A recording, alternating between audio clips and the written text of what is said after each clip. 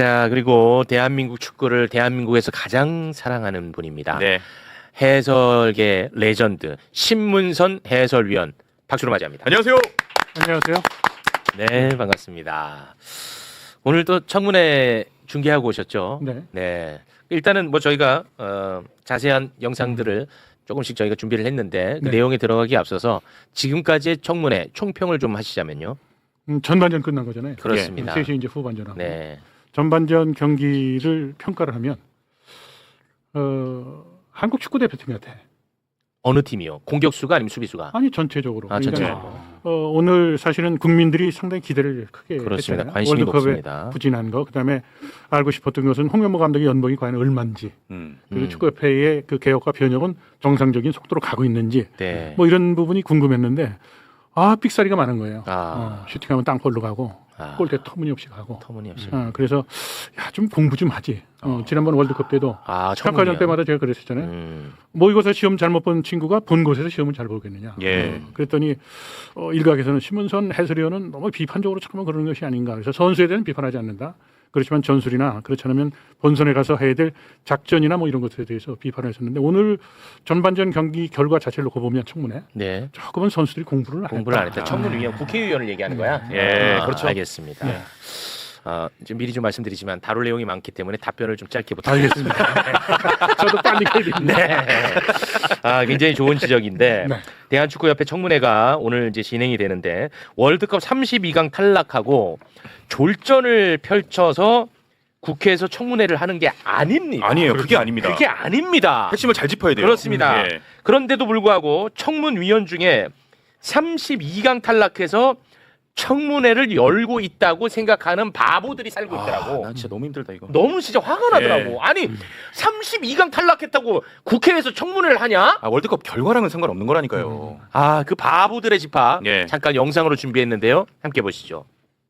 이번 월드컵 우리 국민들이 기대가 대단히 컸습니다만은 결과가 좋지 않아서 그만큼 실망도 컸습니다. 거기에 따라서 우리 축구협회 회장, 국가대표 감독이 사퇴를 했고 오늘 청문회까지 이제 하게 됐습니다. 매우 안타깝게 생각합니다. 우리 한국 축구 대표팀이 이번 북중미 월드컵에서 16강에 진출했었다면 오늘 청문회가 열렸을까요? 안 열렸을까요? 뭐 16강 이상 됐으면 열리지는 않았을 거라고 생각이 듭니다. 저는 그렇게 생각하지 않습니다. 16강에 오르고 안 오르게 문제점이 아니라고 저는 생각합니다. 벌써 축구협회는 국민의 신뢰를 다 잃었다라고 생각합니다. 저 뭐 일부분만 준비했는데 32강 못 가서 청문회를 연다고 생각하는 청문위원들이 많더라고요. 그렇죠. 얼마나 화가 나든지 제가. 지난번에 제가 여기 출연해서 네. 그 정몽규 회장에 대해서 대학 교수니까 네. 성적을 평가한다면 F학점 준다고 그랬어요. 그렇습니다. 오늘도 오답을 내놓는 거예요. 오늘도 오다. 국민들은 월드컵 32강 못 올라갔다는 것 때문에 그런 게 아니에요. 그런 게 예. 아니야. 가장 중요한 것은 국민이 생각하는 공정성, 그렇지. 상식에 부합하지 않는 그런 인사, 그러니까 감독 크린스만이나 홍명보 감독 선임한 거에 대해서 그렇죠. 이미 거기에 대한 저항이 있었어요. 네. 상암 경기장에서 MH 할 때 관중들이 텅텅 비었잖아요. 그렇습니다. 한일전 하는 용인의 스타디움에도 운동장이 그냥 텅텅 비었어요. 그거 혼내는 거거든요, 그게. 그렇죠. 국민들은 이미 축구에 대한 보는 시각이 여기 있는데 그렇죠. 지금 현장에서는 지금 그런 얘기를 한단 말이에요.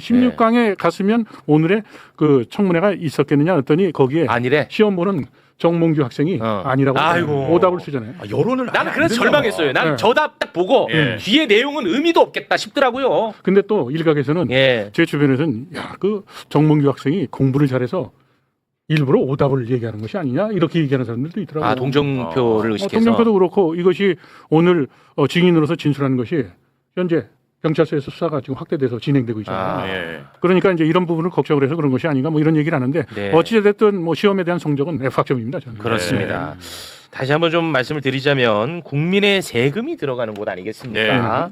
그런데 구조적으로 너무나 심각한 문제들이 있기 때문에 청문회를 열어서 진상도 규명하고 네. 잘못된 거 지적하고 견제하는 거예요. 이미 사법부에서 우리가 의심했던 문제들을 다 문제가 있다고 인정을 했었어. 네, 맞습니다. 그거 다시 한번 좀 보고 갈게요. 요것만. 네, 정몽규 회장이 홍명보 감독 선임 과정에 권한 없이 개입했다. 거짓 보고로 보조금 56억 원을 부당 지원했다. 비리 축구인을 기습 사면의 규정을 위반했다. 네. 법원의 판단이 뭐 등등등 엄청 예. 많았다고 이런 것들을 이제 좀 따져 묻겠다는 자리인 겁니다.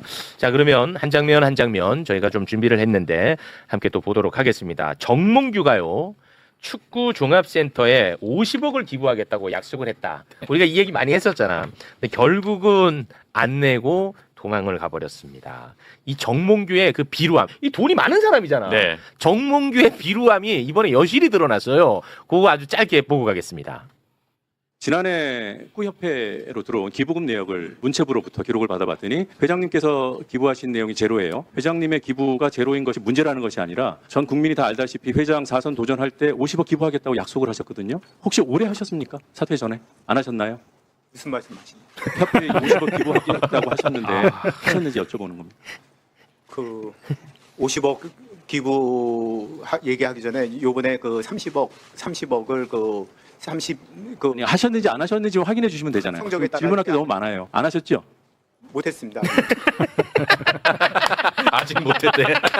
아니 30억은 왜 입에서 오르락 내리락 50억 너가 한다고 해갖고 네. 물어본 건데 무슨 말씀을 하시는 건지 하더니 이제 말을 돌리려고 그래. 아니 내가 16강 가면 30억 주기로 한 얘기를 갑자기 해. 근데 16강 못 갔잖아. 이 얘기를 하려고 했나 봐요. 맞아요. 와 나는 이거 진짜 너무 심하던데요. 예. 태도가. 팩트를 정확하게 말씀드릴게요. 예. 지난해에 그 55대 회장 선거 때 그 선거 기일을 늦췄어요. 그것이 허정무 후보 캠프에서 이의 신청을 해가지고요 재판부에서 받아들여서 이제 연장이 됐는데 투표 하루 전날 정몽규 회장이 전 국민들을 대상으로 해서 기자들을 모아놓고 축구센터를 짓는데 자신이 50억을 기부하겠다고 공식적으로 이제 발표한 거예요. 공약으로. 예. 근데 이제 그때 저는 바로 그 발표가 나오고 나서 다시 긴급히 저도 기자들을 모았죠. 네. 그래서 야 이게 고무신 선거냐? 아. 내일이 투표인데 금권 너 선거. 50억을 내겠다는 게 이게 뭐냐? 뭐 이런 얘기를 했죠. 네. 근데 이제 선거는 늘어졌잖아요. 그렇습니다. 그러더니 지금 1년 조금 지났잖아요. 네. 근데 저렇게 우리가 기억 못하는 줄 알고 무슨 말씀을 하시는 건지. 그 30억. 진짜 너무하더라. 근데 재밌는 거는 저 편집된 내용 말고 그 영상을 또 준비한 게 있었는데 광주에서 왜 건축물 아파트가 짓다 무너졌잖아요. 네. 그때도 거기 수리비에 대한 거.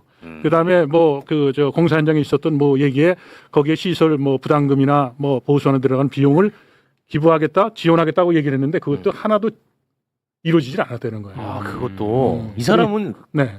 이 특징이네요. 그러니까 이게 도대체 이게 뭐지? 와 그래요? 이거 좀 네, 그래서 악질인데, 그럼. 그 신문선에 꼬리가 지금 댓글창에 뭐라고 달렸냐면 이런 사람이 어떻게 대기업의 오너인가? 너무너무하다 이게 너무너무하다. 그러네. 네. 그리고 아까 이제 30억 얘기한 것은 이제 예를 들어서 32강 가면 얼마, 네네. 그렇죠. 16강 가면 얼마, 조건부로. 네, 조건부로. 네. 그때 제가 이 자리에 와서 그랬었잖아요. 예선 통과하지 못할 것도 뭐 계산이 돼 있고 만약에 통과가 된다면 그 거수기들 그렇죠. 지방의 협회장들을 포함해서 우리가 직접 선거를 해서 뽑은 회장인데 왜 관두느냐? 그렇지. 목소리를 높일 것이다. 맞아. 뭐 이런 얘기를 했었는데 성적이 좋으면. 네, 그렇죠. 지금 이런 것들이 현실화되고 있는 거예요. 그렇습니다. 근데 사실은 이제 바둑 고수들이 바둑을 둘 때 세수, 네수, 다섯수를 내다봐요. 근데 정몽규 회장이 지금 수를 두는 것을 보면 저는 수를 다 파악을 하죠. 제가 옛날에 알파고 때 MBN 텔레비전에서 바둑 해설을 했었어요. 그래서 바둑이라는 거는 그 수 읽기에 대해서 바둑 다 두잖아요. 그래가지고 확 돌을 갖다 섞잖아요. 그럼 저보고 하라면 다 갖다 그대로 놓습니다. 아니, 선생님이 바둑 해설도 하세요? 바둑 해서요. 신문선에 바둑 해설 한번. 아니, 그 바둑을 둘 줄 아시는 거예요? 바둑을 두니까 지금 그런 얘기를 하죠. 그러니까 제가 수 읽기에 밝은 것이 지금 지난번에 와서도 뭐 그 경기 분석할 때 얘기를 하잖아요. 그냥 하는 것이 아니라 스포츠라는 것은 승패가 가려지지만 그 승패가 가려지는 그 과정에서 생성되는 데이터라든가 이런 것이 기반을 이룬다고 그랬잖아요. 네. 그 정몽규 회장이 지금 하는 얘기를 보면 수가 훤히 읽혀지는 거예요. 아니 재계 회장이 그리고 대한축구협회 회장을 13년 반을 한 양반이 지금 50억을 기부하겠다고 약속한 것을 물어보는데 갑자기 30억 얘기하면서 애들 편 써서 죄송합니다. 퉁치려고 지금 하고 있잖아요. 퉁치려고. 참 나는 오늘도 예, 이것을 보면서 실망스럽죠. 국민들이 더 열받고 화가 나겠다 네. 그런 생각을 해요. 너 혹시 바둑 해설하는 것도 알고 있었어? 전혀 몰랐어요. 그럼 이 방송 끝나고 찾아가지고 그 영상 한번 보고 싶네요. 한번 보세요. 단수예요. 실내 한수예요. 세진 먹었어요. 대단합니다. 네, 고맙습니다. 자, 그리고 홍명보도 이번에 나왔죠. 예. 이번 감독 선임 과정에 특혜가 있었다라는 것이 이제 핵심입니다. 그렇죠. 그렇잖아요. 예. 그러니까 이거 불공정 이슈인 거예요. 그런데 나는 이건 또 처음 알았는데 홍명보가 국가대표 코치를 2006년에 하는데 예.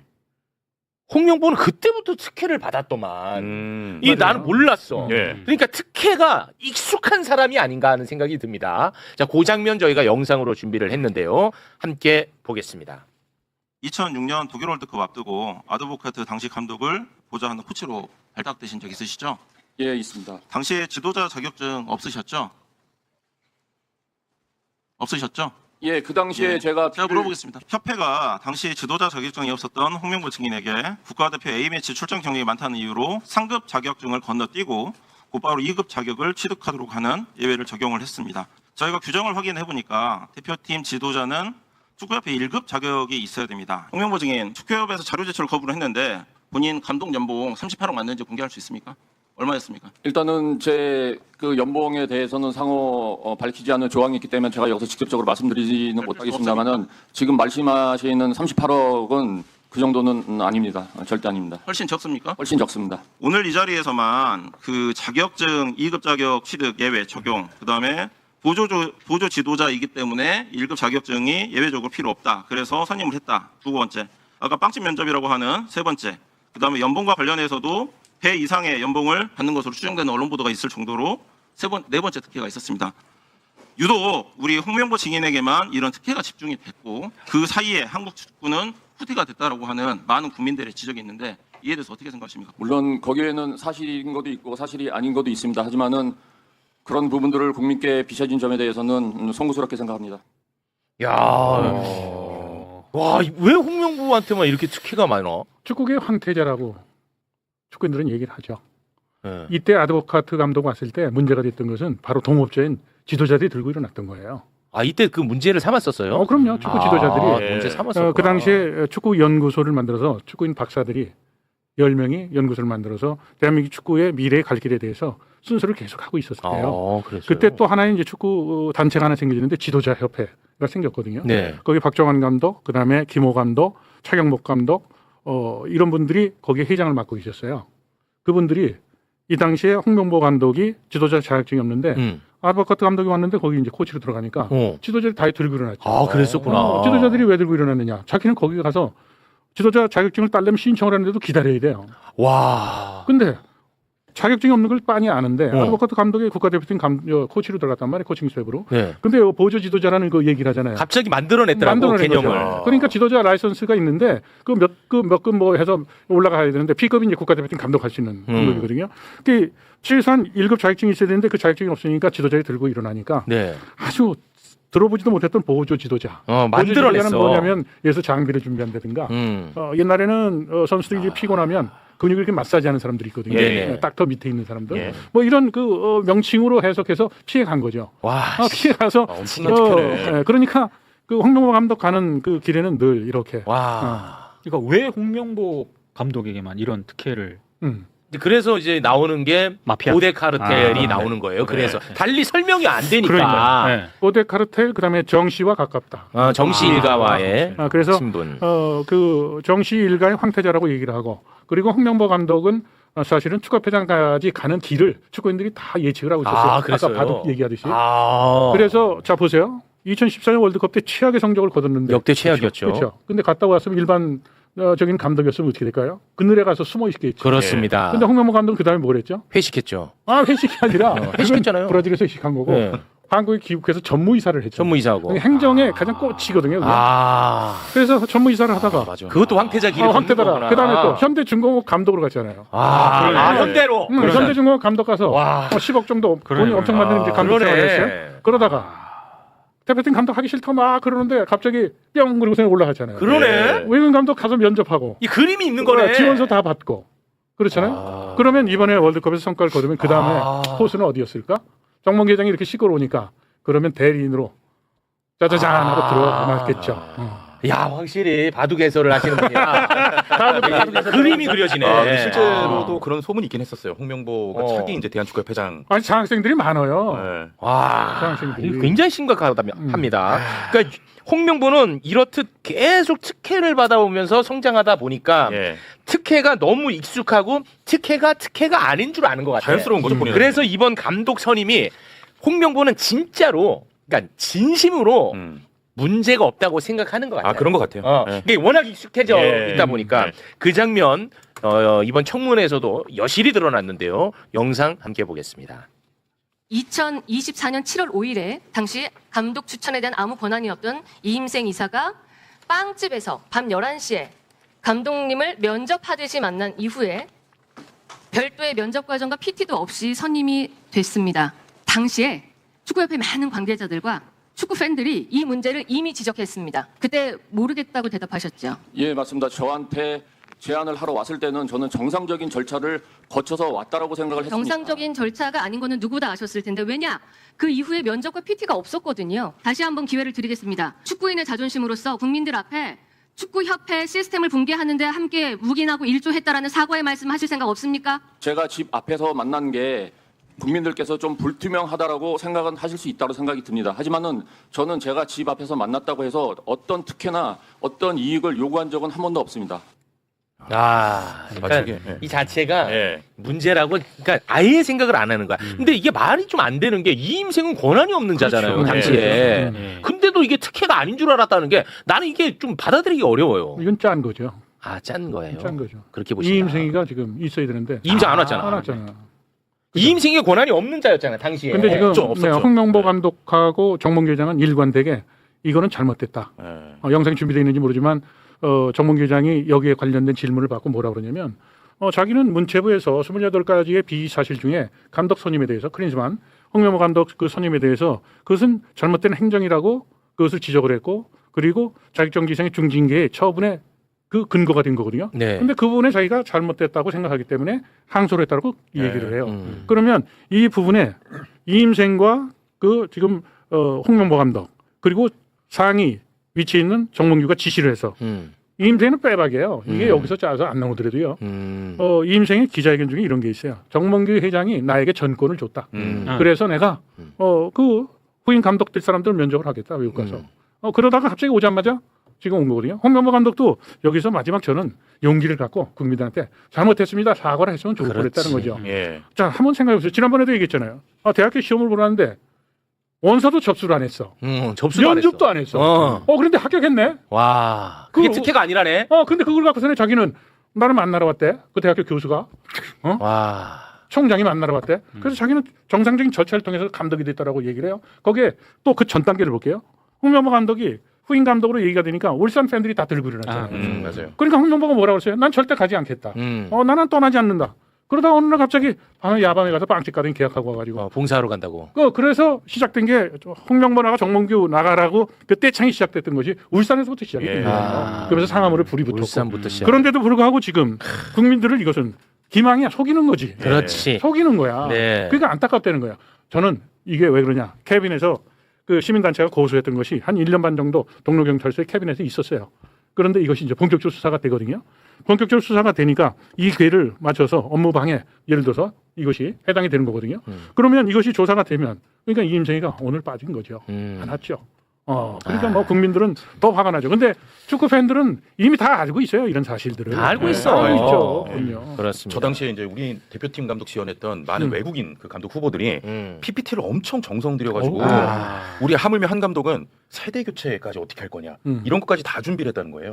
근데 빵집에서 면접 보고 지금 선임이 됐으니까. 그리고 그때 이용당한 거야. 그 외국인 그러니까요. 감독들조차. 홍명보 감독이 선임되고 나서 그 친구들이 항의도 하고 있었어요. 맞아요. 그리고 뭐 외국에서 인터뷰도 하고 난 대한민국 축구 대표팀에 지원을 했는데 인터뷰도 하고 면접까지 했는데 이게 어떻게 된 거냐? 나한테 통보도 없었다. 예. 그러니까 안팎으로 물이 줄줄 샌 거죠. 이게. 그렇습니다. 네.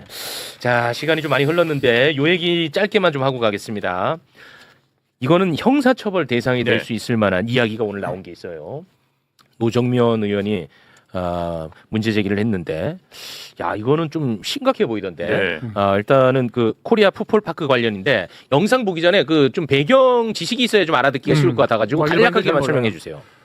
대한체육회를 통해서 또는 정부를 통해서 체육시설을 증축을 하거나 신축을 할 때 정부 기금을 요청을 한단 말이에요. 정부 기금. 근데 정부 기금을 요청할 때 거기서 심사할 때 절대로 허용 안 하는 것이 있어요.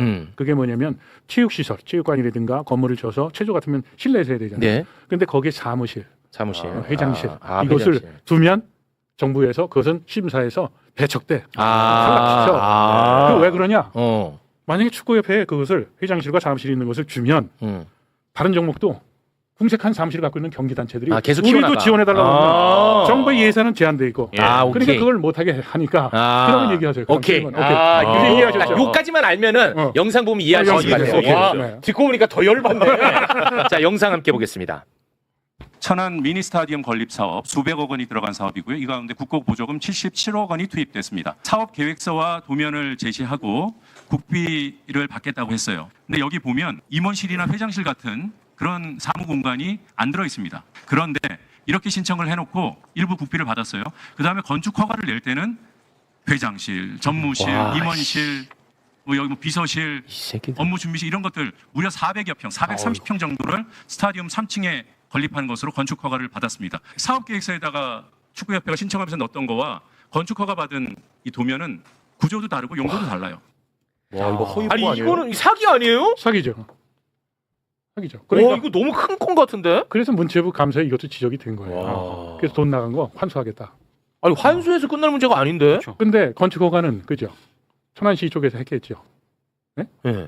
천안시는 그때 제가 회장 출마했을 때 축구협회가 사무실 전부 다 이사 갔어요. 여기 종로에 있던 곳이. 그러니까 회장실도 필요했고 사무실도 필요했겠죠. 그런데 이것을 허가받을 때와 정부의 저 예산을 돈 지원받을 때 때와. 이게 완전히 달라져요. 근데 지난번에 여기 와서 또 제가 얘기했잖아요. 4대 카르텔 중에서 차관보들이 부회장으로 가서 그죠? 네. 대관 업무한다. 정부를 상대로. 그죠? 네네. 거기에 제가 발표하고 나서 오늘도 줄줄이 지금 저 차관 직전 부회장했던 양반이 와 있고 지금 4사람의 차관 출신들이 거기에 이제 불려 다니게 될 겁니다. 그러면 이 사업에 대해서 이러한 비위 사실이 있는데도 불구하고 이 문제는 저는 큰 문제로 이게 불이 붙을 거로 저는 봐요. 와, 이거는 진짜 커 보입니다. 그래서 오늘 사실은 전반전에 오전 그 청문회를 하면서 너무 이게 준비들을 안 했구나라고 했는데 그래도 한 4가지를 건졌는데 네. 4가지 중에 하나가 이게 제일 큰 빅뉴스예요. 이게 제일 빅뉴스야. 빅뉴스야. 이거는 큽니다. 56억 받았어요. 56억. 그러니까 70억인데 그게 이제 나눠서 들어온 건데 56억 받았는데 그거에 대해서 지금 이제 정부에서는 강력하게 이제 기준 조치와 더불어서 이거 큽니다. 네, 이것이 법적으로도 이제 큰 문제를 그렇습니다. 비화될 것 같아요. 너무 좋습니다. 많은 분들이 신문선 회장을 응원한다. 뭐 이런 글들이 올라오고 있습니다. 네. 아직 저는 예. 지금의 카르텔 구조면 누구도 못 이겨요. 자 보세요. 왜요? 10,000명까지 늘린다는데 10,000명 선거인단. 늘리죠. 지금 17개 시도에 회장이 있죠. 네. 보셨잖아요. 몇 사람이. 네네 봤어요. 그렇죠? 저항을 하잖아요. 네. 그다음에 또 축구협회 초등, 중등, 고등, 여성연맹, 풋살연맹 그것도 다 저쪽 사람들이죠. 그리고 뭐 축구협회 지도자 지난번에 정명구 지지선언 했죠. 뭐 해가지고 카르텔들이 있어요. 지금 선거인단 늘린다고요? 그러니까 정몽 회장도 오늘 나와서 뻔뻔하게 사실과 다른 얘기를 하고 있는 겁니다. 그 10,000명으로 늘려봐야 결국은 우리 사람이 된다라는 생각을 그렇죠. 갖고 있나 보군요. 네, 그러니까 앞서도 얘기했지만 그래요? 월드컵의 성적이 좋으면 17개 시도 회장들이 나서서 야 우리가 직접 뽑았는데 그래? 뭐 그런 얘기를 했던 것이죠. 그러니까 지금 사람들은 정확하게 얘기를 해줄게요. 지금 직선제를 얘기했었잖아요. 대통령께서. 네. 그죠? 직선제가 아닙니다. 10,000명으로 늘리는 간선제예요. 그것은 대한체육회가 유승민 회장이 당선될 때 작년에요. 그 선거인단을 41배로 늘리겠다고 그랬어요. 그래가지고 대한축구협회가 최대 인원이 300명이니까 41배가 되면 12,000명 정도가 되죠. 네. 이게 직선제가 아니라 간선제인데 그것이 체육회장 선거 때 했던 공약의 범주에서 지금 혁신을 하고 있는 겁니다. 알겠습니다. 자, 우리 신문선 해설위원님과는 일단 여기서 마무리를 짓겠습니다. 전반전은 아주 깔끔하게 저희가 전달이 된 것 같습니다. 신문선 해설위원님 대단히 고맙습니다. 감사합니다.